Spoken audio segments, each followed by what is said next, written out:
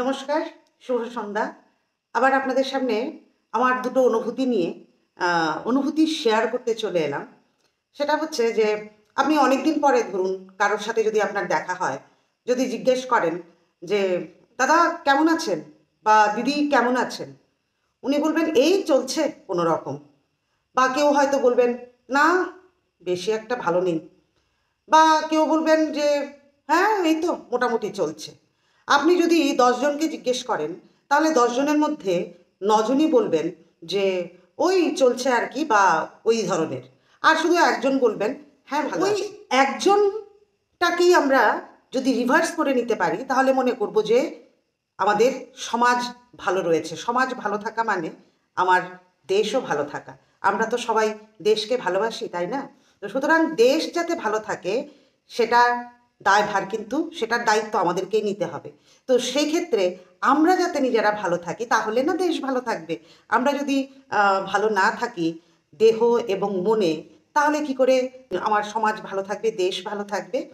এখন আমরা যদি ভালো থাকা বলি তাহলে শারীরিক ব্যাপারটাই কিন্তু বেশি মাথায় আসে যে ফিজিক্যালি আমি ফিট কিনা। কিন্তু আমরা ভুলে যাই আমাদের মনের স্বাস্থ্যরও প্রয়োজন রয়েছে। মনের সুস্বাস্থ্যের প্রয়োজন রয়েছে। তো মনের স্বাস্থ্যটা যদি আমাদের ভালো না থাকে, কেননা বডি অ্যান্ড মাইন্ড কানেক্টেড কিন্তু। শরীর যদি ভালো না থাকে মন যেমন ভালো থাকে না, ঠিক সেরকম মন যদি ভালো না থাকে তাহলে কিন্তু তার একটা প্রভাব শরীরের ওপরে সময় মানে ফেসবুকে অনেক সময় যে পোস্টগুলো দেখি তাতে কিন্তু কিছুটা মানে নেগেটিভ একটা ব্যাপার থাকে। মানে আমাদের যে চিন্তা, আমার মনের মনের অবস্থার উপরেই কিন্তু আমার মানে থিঙ্কিং প্রসেসটা আসে, তাই না? আমার মনটা যখন যেরকম আমার মানে কগনিশনটাও কিন্তু যেখানে থিঙ্কিংটা রয়েছে তার একটা এফেক্ট পড়ে। তো ফেসবুকের এই বিভিন্ন জনের পোস্টগুলো যদি আপনারা যদি একটু ভালো করে ফলো করেন তাহলে কিন্তু দেখবেন যে অনেক ক্ষেত্রেই কিন্তু একটা দুঃখ, বেদনা, হতাশা, ঈর্ষা, ক্রোধ, যা যা আমাদের মানে নেগেটিভ ইমোশনগুলো রয়েছে বা আবেগগুলো রয়েছে সেটার কিন্তু বহিঃপ্রকাশ দেখা যায় এই পোস্টগুলোর মধ্যে। ইভেন কেউ কেউ আছেন যারা শেয়ারও করছেন। সুতরাং ওই যে ওই পোস্টটা দেখে মনে হচ্ছে যে আমার সাথে মিলে গেছে, সুতরাং এটাকে আমি শেয়ার করি। তার মানে যিনি পোস্ট দাতা এবং যিনি শেয়ার করেছেন দুজনেই কিন্তু একই পথের পথিক। মন ভালো নেই। একটা মাঝখানে একটা গান বেরিয়েছিল, ভাল লাগে না, ভাল লাগে না। এটা বোধহয় আরও বলেছিলাম নাকি অন্য জায়গায় বলেছিলাম, খেয়াল পড়ছে না। তো দেখুন গানটা কিন্তু অ্যাকচুয়ালি আমাদের এখন এরকমই হয়েছে যে কোনো কিছুতেই আমাদের ভালো লাগে না। আমাদের মন কিন্তু এখন অনেকটা মানে আমাদের আগের জেনারেশনের এদের যেমন একটা মন ছিল, একটা সতেজ, ফুরফুরে, এখন কিন্তু এটা যেন একটু মানে ধিমে পড়ে গেছে আর কি। হ্যাঁ, তো এবং বিভিন্ন স্টাডিতে দেখা গেছে যে মানুষের কিন্তু এখন মানে মানসিক সমস্যা, হ্যাঁ, গড়ে অনেক বেড়ে গেছে, আগের চাইতে কিন্তু অনেক বেড়ে গেছে এবং এটা দিনকে দিন বাড়বে। তো সুতরাং এইটা যদি আটকে দিতে হয় তাহলে আমাদের ডাক্তার যেমন আছেন সবটাই ঠিক আছে, সাইকিয়াট্রিস্ট আছেন, সাইকোলজিস্ট আছেন, কিন্তু নিজেও তো আছি না? তো নিজেরও কিন্তু কিছু আমাদের করা প্রয়োজন। নিজে প্লাস সাইকোলজিস্ট প্লাস সাইকিয়াট্রিস্ট সবাই কেননা দেখুন আমাদের যখন কোনো শারীরিক সমস্যা হয়, হ্যাঁ, তখন যেমন আমরা ডাক্তারের ওষুধ খাই ঠিক সেরকম আমরা কিন্তু ঘরেও কিছু নিয়মকানুন আমরা মেনে চলি। ধরুন পেটে যদি গণ্ডগোল হয় আমরা যেমন বিভিন্ন মেডিসিন আছে, ডাক্তার দেখিয়ে যেমন সেই মেডিসিন খাই, আবার ঘরে কিন্তু আমরা তেল ঝাল মশলা এগুলো কম খাই। ঠিক সেরকম মনের ব্যাপারেও কিন্তু আমাদের নিজের হাতেও কিছু দায়িত্ব রয়েছে যেটা আমার মনকে ভালো রাখবে। আর মনটা ভালো থাকলে দেখবেন একদম ফুরফুরে লাগে এবং প্রচুর কাজ আমরা কিন্তু একসাথে তখন করে ফেলতে পারি। অ্যাকচুয়ালি আমাদেরকে আমাদের মন ভালো রাখার কিছু হরমোন রয়েছে, সেটা হচ্ছে ডোপামিন, সেরোটনিন, অক্সিটসিন, এন্ডরফিন। এই হরমোনগুলো যত বেশি আমাদের সিক্রেশন হবে বা সিক্রেট হবে তত বেশি কিন্তু আমাদের মন ভালো থাকে, ভালো থাকবেই। তো এখন কি করা উচিত? মন ভালো থাকতে গেলে আমাদের নিজেদের কি দায়িত্ব রয়েছে পালন করা উচিত। প্রথম দিনের শুরুটাই করব কৃতজ্ঞতা প্রকাশ করে। আমরা কিন্তু সবসময় কারোর কাছ থেকে একটা কাজের হাসিল হয়ে যায়, একটু নেগেটিভ সেন্সেই বললাম, হাসিল যখন হয়ে যায় তখন কিন্তু সেই কৃতজ্ঞতা বোধ, হয়তো মুখে বললাম thank you, thanks a lot, thanks a ton, হ্যাঁ, তো এগুলো বলি, আমি ভেতর থেকে আমার সেটা আসছে ভেতর থেকে। বা আমরা কি ভাবি না অনেক সময়, হইছে তাইলে তো এটা করবই, তাইলে এটা কাজ, তাইলে এটা করবই। কিন্তু কথা হচ্ছে ওনার কাজ উনি করেছেন, তাতে আমার উপকার হয়ে গেছে, আমার কাজটা হয়ে গেছে। কিন্তু আমি যদি মন থেকে যদি ওনার প্রতি একটা কৃতজ্ঞতা বোধ যদি আমার থাকে এবং আসে স্বতঃস্ফূর্তভাবে, সেটা আখেরে কিন্তু আমারই লাভ। সুতরাং দিনের শুরুটা আমাদের কৃতজ্ঞতা বোধ দিয়ে শুরু করতে হবে। এখন ঘুম থেকে উঠে আমি কার কাছে কৃতজ্ঞতা বোধ প্রকাশ করব? কেন? প্রকৃতি, কেউ যদি ভগবান, আল্লাহ, গড, যাকেই বিশ্বাস করেন তার প্রতি কৃতজ্ঞতা জানান। আমি যেমন সকালবেলা ঘুম থেকে উঠে দুহাত ছড়িয়ে প্রকৃতির কাছে আমি কৃতজ্ঞতা প্রকাশ করি যে হে মা প্রকৃতি, তোমার জন্যে আজকে আবারও আমি কিন্তু শ্বাসটা নিতে পারছি, তোমার জন্যে আজকে কিন্তু আমি আবারও দুটো খেতে পারছি। প্রকৃতিকে করুন, সবচেয়ে ভালো হয় নিজের মা বাবাকে যদি করেন সেটাও ভালো হয়। কেননা মা বাবার হাত ধরেই তো না আমরা এই আলো দেখে, যত বেশি কৃতজ্ঞতা প্রকাশ করছেন তার মানে আপনি আপনার মনে ঔষধ দিচ্ছেন। এই কাজটা যখন করবেন তখন কিন্তু সেই যে হরমোন চারটার কথা বললাম, ফিল গুড হরমোন, সেই ফিল গুড হরমোন কিন্তু অটোমেটিক তার কাজ শুরু করে দেবে, মানে সিক্রেশন শুরু করে দেবে। আসল কাজটা হচ্ছে ভোরবেলা একটু যদি আমরা হাঁটাচলা করি, একটু যদি আমরা শারীরিক কসরত করি, তাহলেও কিন্তু আমাদের মনটা ভালো থাকে। ধরুন আমি অনেকটা পথ আমি হাঁটতে পারছি না, আপনি যদি একটুকু যদি খোলা হাওয়াতে গিয়ে যদি হাঁটেন, তাহলে দেখবেন অটোমেটিক আপনার কিন্তু মন ভালো থাকছে, শরীর ভালো থাকছে। বা হাঁটতে হাঁটতে আপনার আশেপাশের মানুষের সাথে যদি কথা বলেন, তাহলে দেখবেন আপনার মনটা একদম ভালো হয়ে যাচ্ছে, শরীরটা একদম ঝুরঝুরে ফুরফুরে লাগে। আর ঝুরঝুরে ফুরফুরে যদি থাকে তাহলে আপনি দেখবেন কত কাজ আপনি করে ফেলতে পারছেন। আর আপনার সকালটা যদি তাড়াতাড়ি শুরু করেন তাহলে দেখবেন আপনার সময়ই সময়, অল্প সময়ে বেশি কাজ করতে হয়। যারা ওয়ার্কিং লেডি রয়েছেন, যারা বাইরে কাজকর্ম করবেন, পুরুষ মহিলা উভয়ের কথাই বলছি, তো সুতরাং সকালবেলা যাদের বেরোতে হয় তাদের হাতে দেখবেন তখন অনেকটাই সময় কোথাও কিন্তু পয়সা দিয়ে কিনতে পাওয়া যায় না। সময় আয়ত্ত করতে গেলে, সময়কে হাতে নিতে গেলে সেটা আপনার উপরেই দায়িত্ব, আমার উপরেই, আমার সময়কে আমি কী করে ম্যানেজ করব সেটা আমার উপরেই। তাহলে সকালবেলা একটু হাঁটা চলা যদি করি তাহলে দেখবেন আমাদের মন খুব ভালো থাকছে, শরীর তো ভালো থাকছেই। আপনি সমস্ত কাজকর্ম মানে ঘরোয়া যা কাজকর্ম রয়েছে সেগুলো সেরে আপনি আপনার কর্মক্ষেত্রে গেলেন, এখানেও কিন্তু আপনার মনকে ভালো রাখার অনেক কিছু রয়েছে। সেটা হচ্ছে যে অনেক সময়ই আমরা কি করি, পরনিন্দা পরচর্চা করি, সেগুলো থেকে আমাদের দূরে থাকা উচিত। সবাইকে তার যেই ভালো জিনিসটা সেটা তাকে বলা উচিত যে তোমার এই গুণ, মানে প্রশংসা। হ্যাঁ, আপনি যখনই কারোর কোনো ভালো গুণ দেখবেন সেখানে আপনি প্রশংসা শুরু করে দিন, এখন থেকে শুরু করুন যে বাহ, আপনার এটা তো দারুণ ভালো হয়েছে দেখতে, বাহ, আপনাকে তো বেশ সুন্দর লাগছে, বা বা আপনার এই হাতের কাজটা তো আপনার বেশ ভালো হয়েছে, বা যা কিছু আপনার নজরে পড়ছে, সেগুলো রেকগনিশন দিন। দেখবেন যখন রেকগনিশন দিচ্ছেন নিজের একটা সন্তুষ্টি আসে, ভীষণ ভালো লাগে তখন।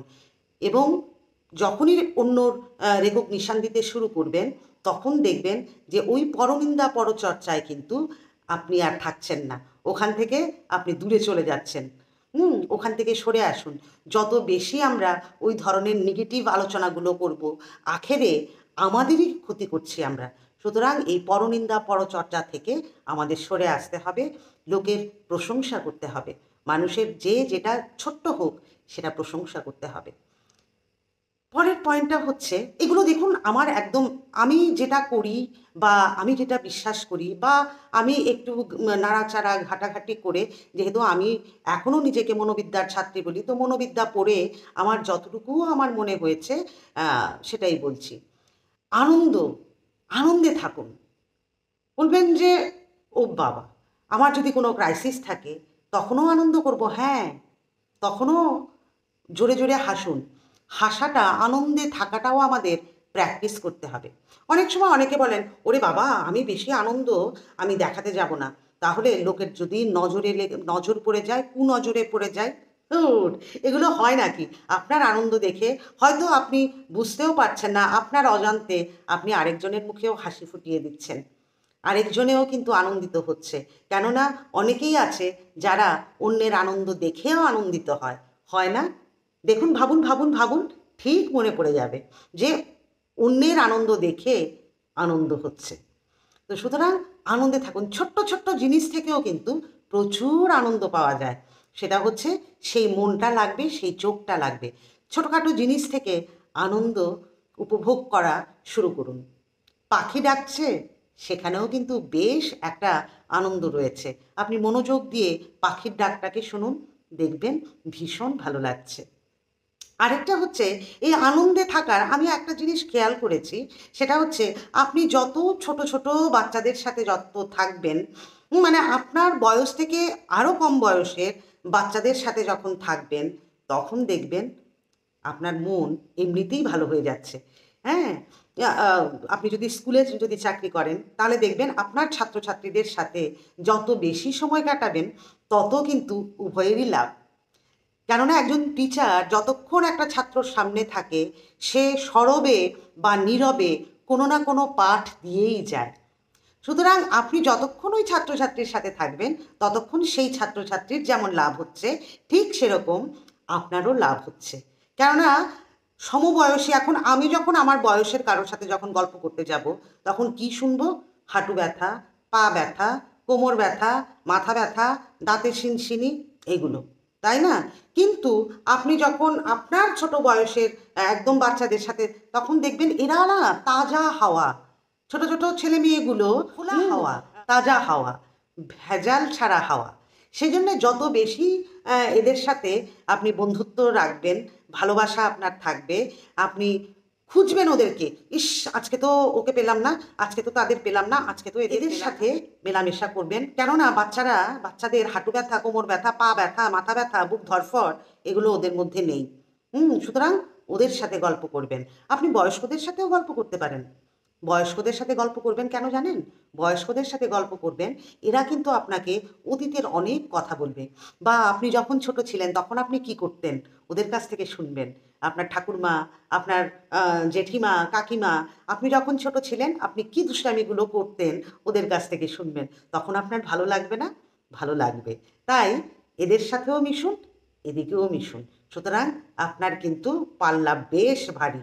এদিকে বয়স্ক, এদিকে অল্প বয়স্ক, বাস মাঝখানে আপনি আছেন। সেই জন্যে যখন যেটা করতে মনে চায় সেটা করবেন। ছোট বাচ্চাদের সাথে গল্প করতে হলে তাদের মতো হয়ে যান। কে কি বললো তাতে কিচ্ছু যায় আসে না। আপনার মন আপনাকেই ভালো রাখতে হবে, আমার মন আমাকেই ভালো রাখতে হবে। হ্যাঁ, আগেও বলেছি ডাক্তার বুদ্ধি তো আছেই। আমাদেরও তো কিছু দায়িত্ব কর্তব্য রয়ে গেছে, তাই না? পরের কথায় আসছি। পরের কথা হচ্ছে যে অন্যদের সাথে ভালোভাবে কথা বলুন, সুন্দর করে কথা বলুন। আপনার প্রেজেন্টেশনটা দেখুন, একটা কথা, একটাই লাইন, আপনার আবেগের সাথে আপনার স্বরের পরিবর্তন হচ্ছে। তো এই স্বরের পরিবর্তনের সাথে সাথে ওই লাইনটার অর্থই পাল্টে যায়। যেমন দেখুন, একটা লাইন কি বলা যেতে পারে, কি বলা যেতে পারে, আচ্ছা, সে পাশ করে গেল। দেখুন, এক্ষুনি আমি যে কথাটা বললাম, সে পাশ করে গেল, পাশ করে গেল, মানে আপনাদেরকে জানান দিচ্ছি যে রণাঙ্কন পাশ করে গেল। ধরুন ছেলেটির নাম, আমার একটা ছাত্র আছে রণাঙ্কন, সেই জন্য রণাঙ্কন নামটাই মাথায় এসছে। রণাঙ্কন পাশ করে গেল। এবার টোন বা আবেগটা যদি চেঞ্জ করি, রণাঙ্কন পাশ করে গেল,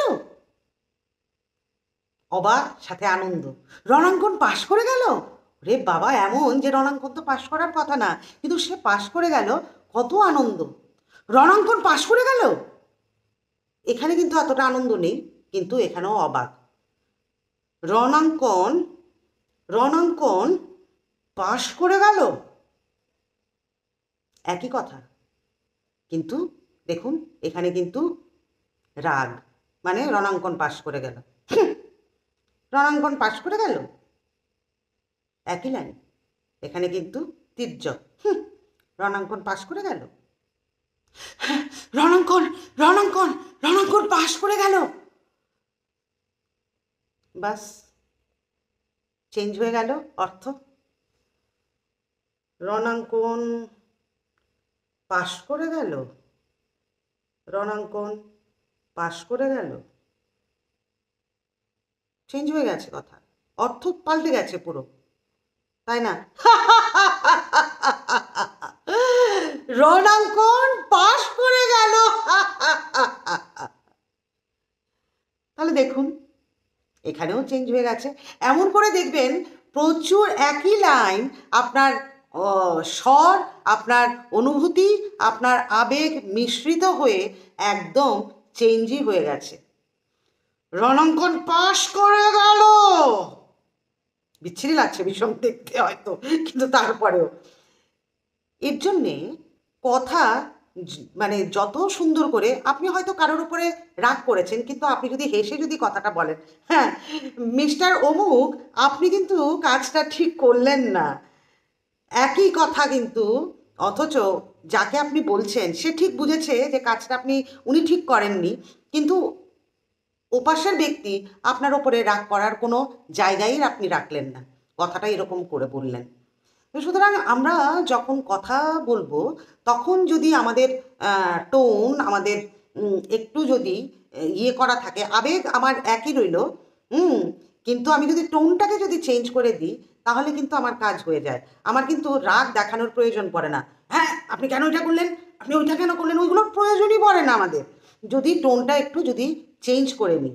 হ্যাঁ মাঝে মধ্যে তো ওই টোনটারও প্রয়োজন রয়েছে। আপনি যদি বস হন, তাহলে কিন্তু আপনাকে যদি আপনার সাবঅর্ডিনেটদেরকে যদি চালাতে হয়, তাহলে কিন্তু মাঝে মধ্যে ওই যে ফোঁস তো করতেই হবে, তাই না? কিন্তু সবসময় যদি ফোঁস করা হয়, তাহলে কিন্তু কেউই পাত্তা দেবে না আর কি। কিন্তু আপনি সবসময়ই মানে একদম হ্যাপি মুডে থাকেন, ওইভাবেই কথা বলেন, কিন্তু একবার যদি ফোঁস করেন, দেখবেন ওই একবারের ফোঁসটা অনেক কাজে লেগে যাচ্ছে। তাতে অন্যরা তখন বলবেন যে স্যার তো বা ম্যাডাম তো এমনি রাগে না, আজকে রাগ হইছে, তার মানে নিশ্চয়ই আমরারই দোষ, আসলে আমরা যদি কাজটা করে নিতাম তাইলেই সারত। এই যে আমাদের চলার পথে এই জিনিসগুলো যদি আমরা করি না, তাহলে দেখবেন আমাদের মন একদম তাজা তাজা হয়ে যাচ্ছে আমাদের মন। চেষ্টা করুন, দেখুন এটা যদি করতে পারেন, প্র্যাকটিস করতে হবে এগুলো। আমিও প্র্যাকটিস করছি, আগে কিন্তু আমার বড্ড রাগ ছিল। আর হ্যাঁ, রাগ বলাতে মনে হয়েছে, রাগকে প্রশমিত করার টেকনিক যদি দেখতে হয়, তাহলে আমার ইউটিউব চ্যানেলে স্ট্যাট ব্লগে দেখতে পারেন। রাগকে কি করে দাবাবেন, রাগকে কি করে কন্ট্রোল করবেন, রাগকে কি করে ম্যানেজ করবেন। রাগকে যদি আপনি ম্যানেজ করেন, তাহলে দেখবেন আপনার অনেক কাজ অবলীলায় হয়ে যাচ্ছে, এবং অনেক কাজের মধ্যে একটা কাজ হচ্ছে আপনি ভালো থাকবেন।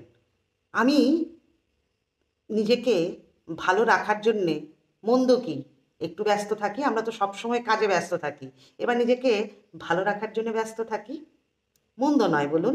নিজে যদি ভালো থাকি, তাহলে দেখবেন জগৎটাই ভালো, তাই না? আর বিভিন্ন সাইকোলজিক্যাল ইস্যু নিয়ে আমার ওই যে ইউটিউব চ্যানেলে স্ট্যাট ব্লগে কিন্তু বলেছি, আপনারা যদি চান তাহলে ভিজিট করতে পারেন। মনে হয় না খারাপ লাগবে করে। ভালো থাকবেন, সুস্থ থাকবেন।